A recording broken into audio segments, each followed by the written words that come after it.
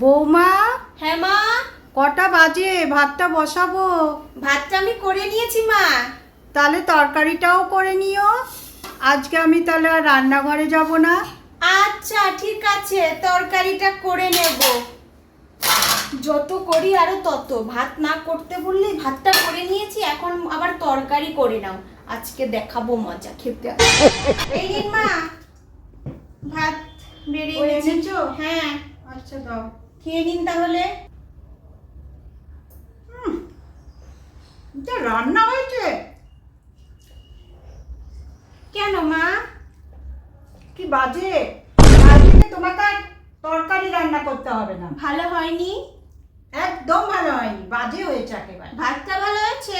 ভাতটা তাও ঠিকঠাক আছে, কিন্তু তরকারিটা একদম বাজে হয়েছে। কাল থেকে আমাকে আর তাহলে রান্না করতে হবে না নাকি? না, কাল থেকে তোমাকে আর রান্না করতে হবে না।